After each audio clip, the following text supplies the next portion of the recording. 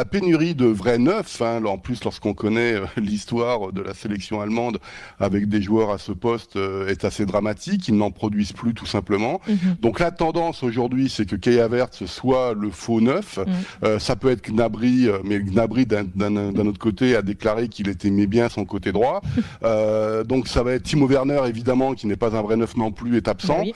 Donc ça c'est vraiment problématique. Maintenant, encore une fois, on fait comme on peut. C'est un peu le débat, mais on a le même débat en ce moment au Bayern Munich, parce qu'on aura le bloc Bayern évidemment contre le Japon. Donc voilà, on part un peu dans l'inconnu, même si évidemment au niveau de la communication, tout le monde est à fond pour remporter évidemment la Coupe du Monde 2022. Comment, depuis l'Allemagne, on voit Jamal Musiala qui est considéré comme la future star, ou déjà la plus grosse star en Allemagne, c'est certainement l'un des meilleurs joueurs. Est-ce que on voit ce joueur comme nous, on peut voir Mbappé en France, c'est sur celui sur lequel tout repose? Bon, il y a une énorme concurrence, on l'oublie à ce poste. Jamal Musiala est évidemment un petit prodige et fera une très très belle carrière.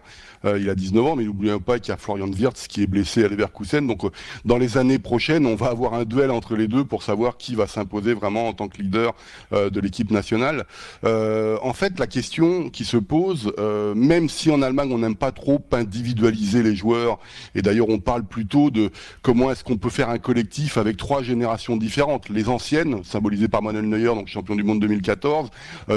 La génération actuelle, c'est Joshua Kimmich. Et puis le futur, qui est évidemment Jamal Musiala. La question, en fait, c'est à quel moment va-t-il être titulaire ? À quel moment va-t-il prendre la place, y compris au Bayern, de Thomas Müller ? Et donc, comme il y a des blessés, on pense qu'il va être titulaire, évidemment, contre le Japon, mais plus parce que Leroy Sané est blessé. Donc, on va peut-être le décaler sur le côté gauche. Thomas Müller est apparemment opérationnel, alors qu'il n'a pas joué depuis un bout de temps. Donc, il jouerait derrière le fameux faux attaquant qui serait Kai Havertz. Et puis, on aurait Gnabry côté droit. Mais la question, en fait, c'est... ce qui est très intéressant, c'est que c'est quelqu'un, lorsqu'il fait les interviews, à la différence d'autres joueurs, je pense à Bellingham, par exemple, l'anglais du Borussia Dortmund, et les deux se connaissent très bien parce que le Joshua Musiala aurait très bien pu choisir la sélection anglaise. C'est quelqu'un qui envoie des petits stimuli dans les médias, mais il fait pas un tapage en disant c'est moi le boss, quoi. D'ailleurs, il est pas tellement allemand, j'ai envie de dire, dans la communication historiquement parlant. Il est plus discret. Il est beaucoup plus discret. Il dit j'aimerais bien devenir un des meilleurs joueurs du monde. C'est vrai que ma place préférée, c'est meneur de jeu, etc. Mais quand on a un Thomas Müller dans l'équipe, c'est difficile de lui dire pousse-toi, j'arrive, quoi. Donc ça va être les performances. Il peut exploser à ce mondial. Très clairement, quand on voit ses performances au Bayern Munich, il y a très peu de joueurs en Allemagne qui sont capables de faire la différence en 1 contre 1 dans les petits espaces, casser les lignes. C'est très très rare ce genre de joueur. Maintenant, encore une fois, il a que 19 ans, c'est difficile pour lui de porter, j'ai envie de dire, l'histoire de la sélection. Que disent les Zeitung, les journaux allemands par rapport à ce match aujourd'hui face au Japon ? Est-ce qu'on est méfiant vu les résultats notamment d'hier avec l'Argentine, ou on est déjà dans la projection du match phare de ce groupe face à l'Espagne ? C'est très compliqué avec le Japon parce que en fait le Japon, comme d'habitude, a énormément de joueurs qui évoluent en Bundesliga allemande. Il y en a 9 là sur les 26 joueurs. Il y a 9 joueurs en tout cas qui ont évolué ou évoluent en ce moment en première ou en seconde division allemande. En plus, il y a une des filières historiques entre le Japon et l'Allemagne. Et donc, Hansi Flick, en conférence de presse, a très clairement fait comprendre qu'il était un grand fan du football japonais.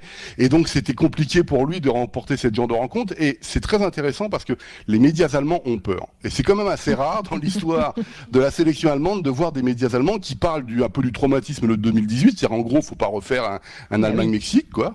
Et le Japon, je peux vous assurer que c'est une équipe pour moi qui est plus forte que celle de la génération de 2018, qui est emmenée évidemment par Hajime Moriyasu, et vous voyez les joueurs. Donc ce sont pas des superstars. Alors évidemment le plus connu c'est Kamada qui est à Francfort, où il y a le jeune joueur latéral évidemment d'Arsenal. J'ai oublié son nom évidemment, Tomiyasu. Et vous, si vous voulez, c'est vraiment un match piège par excellence. C'est-à-dire que si l'Allemagne l'emporte cet après-midi à 14h, ils mettront la pression sur l'Espagne. Débrouillez-vous avec le Japon. Mais je peux vous assurer que le Japon, y compris dans les déclarations, ils ont envie de finir cette compétition dans le top 8, donc les quarts de finale. Donc je peux vous assurer que c'est un match très très important, un match piège par excellence pour la sélection allemande. Et donc il va falloir évidemment bien travailler à 14h.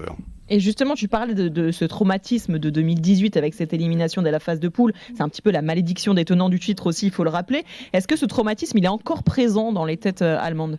Alors officiellement non, hein, Manuel Neuer a fait comprendre que lui, personne de l'équipe qui avait vécu 2018 y pense, etc. Mais les médias, eux, ils le rappellent. Et c'est peut-être un petit peu une façon d'expliquer depuis quelques années que le football allemand de sélection, en tout cas, ne fonctionne pas si bien que ça. L'Euro 2021 n'a pas été fabuleux. La Ligue des Nations est à chaque fois assez dramatique pour la sélection allemande.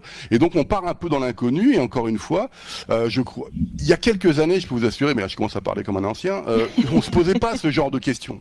Et pourtant, historiquement, on pourrait revenir à 82 contre l'Algérie, des matchs comme ça. Ça a parfois été compliqué.